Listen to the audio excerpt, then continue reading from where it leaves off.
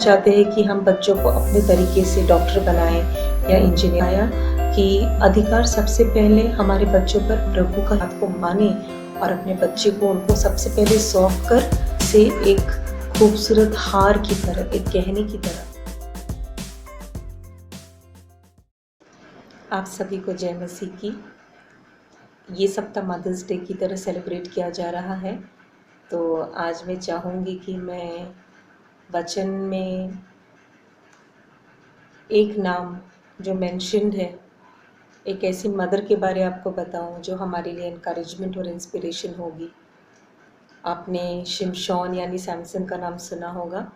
आज हम सैमसन के मदर के बारे पढ़ेंगे और जानेंगे कि प्रभु ने कैसे शिमशोन के मदर को इस्तेमाल किया अपनी महिमा के लिए, और कैसे हम इनके बारे जानकर, इनके बारे पढ़कर, इनके बारे समझकर एनकरेजमेंट का कारण बन सकते हैं।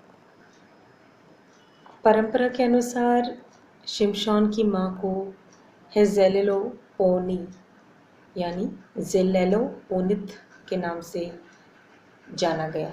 हालांकि वचन में उनका नाम कहीं पर भी मेंशन्ड नहीं है, पर इस नाम से वो जानी जाती थी।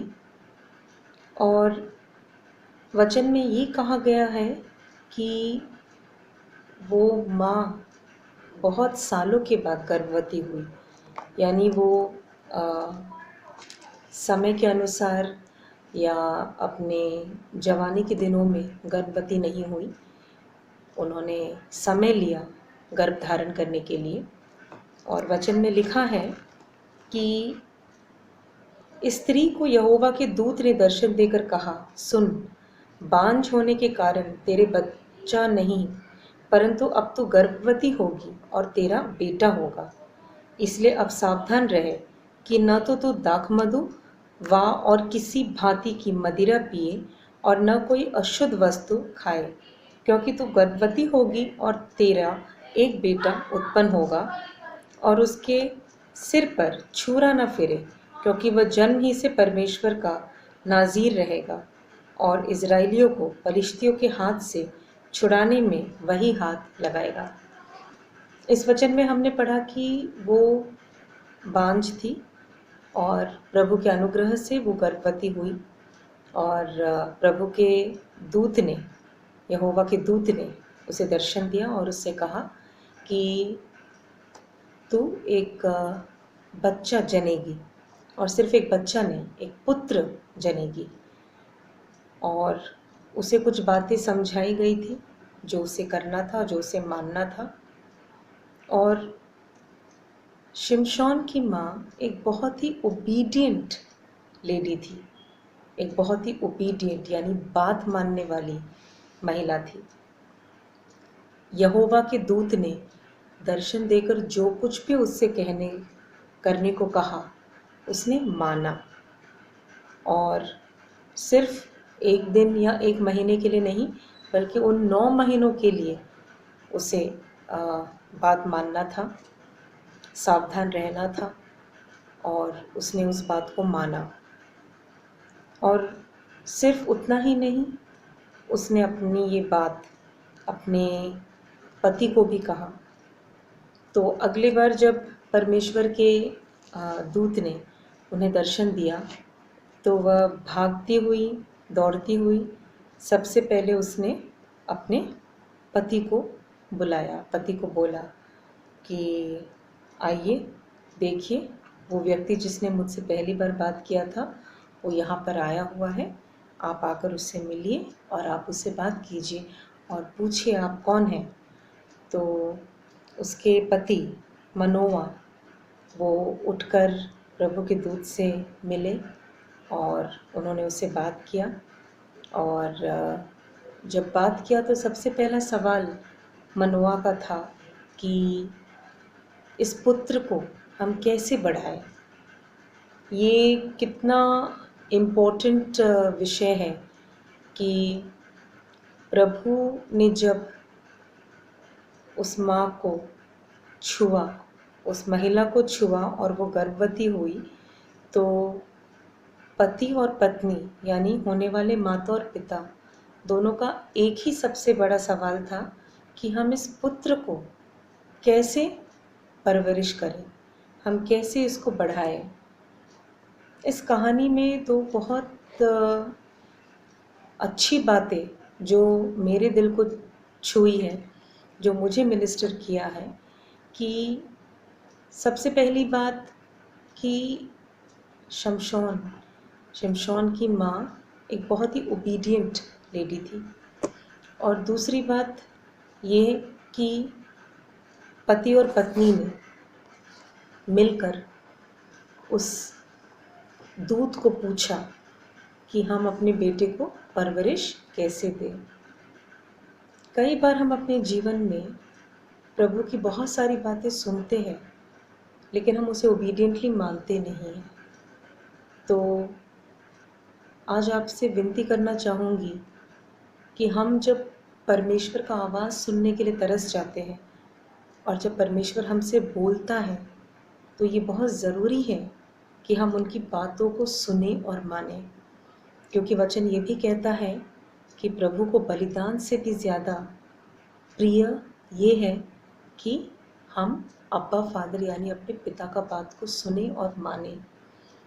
परमेश्वर अपने पुत्र से भी इसलिए प्रसन्न थे क्योंकि यीशु मसीह ने उनकी बात को माना, ओबीडियंटली उन्होंने अपने पिता का बात माना। दूसरी बात, कई बार हम अपने बच्चे के लिए दुआ करते हैं। कई महिलाएं काफ़ी सालों के बाद गर्भवती हुई है, तो जब तक वो बच्चा जन्मती नहीं है, जब तक वो बच्चे को जन्म नहीं देती है, तब तक वो बहुत ही नम्रता के साथ प्रभु के नज़दीक रहती है। लेकिन जब वो बच्चा बड़ा होने लगता है, तो कई बार माता पिता भूल जाते हैं कि हमारा बच्चा सबसे पहले प्रभु का है और प्रभु पर ही सबसे पहला अधिकार है उस बच्चे का। तो हम उसे अपने तरीके से परवरिश देना मांगते हैं।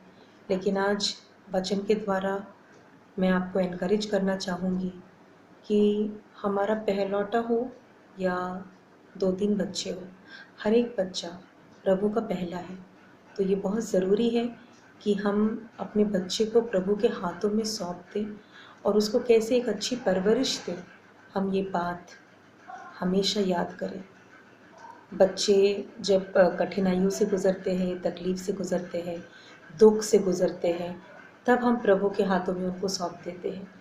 लेकिन जब वो अच्छा मार्क्स लाते हैं, जब वो अच्छे नंबर लाते हैं और अवार्ड्स जीतते हैं, तब हम चाहते हैं कि हम बच्चों को अपने तरीके से डॉक्टर बनाएं या इंजीनियर बनाएं। तो बच्चों को करियर ऑप्शन देना बुरा नहीं है। एक माँ बाप होकर अपने बच्चे के लिए कुछ सोचना बुरा नहीं है, लेकिन जैसे मैंने आपको बताया कि अधिकार सबसे पहले हमारे बच्चों पर प्रभु का ही होता है। तो ये हमारी जिम्मेदारी है कि हम प्रभु की आवाज़ को सुने, उनकी बात को माने और अपने बच्चे को उनको सबसे पहले सौंप कर उनसे पूछें कि प्रभु हम अपने बच्चों को कैसे परवरिश करें। आज विश्वास करती हूँ कि ये 2 मुख्य बात आप अपने हृदय की पट्टी पर लिख देंगे और इसे एक खूबसूरत हार की तरह, एक गहने की तरह आप पहनेंगे और हमेशा याद रखेंगे कि पहली बात, हम प्रभु के आवाज़ के प्रति ओबीडियंट रहना है और दूसरी बात, अपने बच्चों को कैसे परवरिश दें, ये बात हम सबसे पहले प्रभु से पूछें। प्रभु हमसे क्या मांग रहा है, प्रभु हमसे क्या चाह रहा है, हम इस बात को समझें।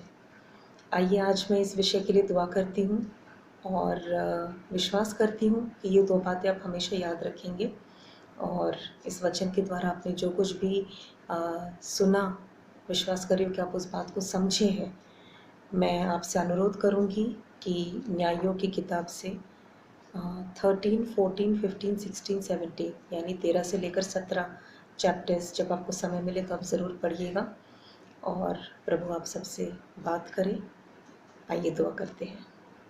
धन्यवाद सामर्थ्य परमेश्वर, प्रभु जी समय के लिए आपका धन्यवाद करती हूँ और ख़ासकर धन्यवाद करती हूँ प्रभु जी कि आपने इस बात को याद दिलाया कि हमें बहुत ओबीडिएंट रहना है और दूसरी बात अपने बच्चों को सबसे पहले आपके हाथों में सौंपना है ताकि इनको कैसे परवरिश दे ये चीज़ हम आपसे सीखने पाएँ। प्रभु आज तक हमने जहाँ जहाँ गलतियाँ की हैं उन बातों के लिए क्षमा मांगती हूँ और विश्वास करती हूँ कि ये वचन जिस तरह मेरे दिल को आज छुआ है उस तरह ये अनेक माँओं के लिए एक एनकरेजमेंट, एक इंस्पिरेशन का कारण बनेगा। सारी बातों के लिए प्रभु जी आपका धन्यवाद करती हूँ। ये विनती यीशु नाज़री के नाम से मांगती हूँ, आमीन। प्रभु आप सबको बहुत आशीष दे। आप सबको a very happy mother's day. प्रभु आपको और आपके बच्चे दोनों को सुरक्षित रखें। Praise the Lord.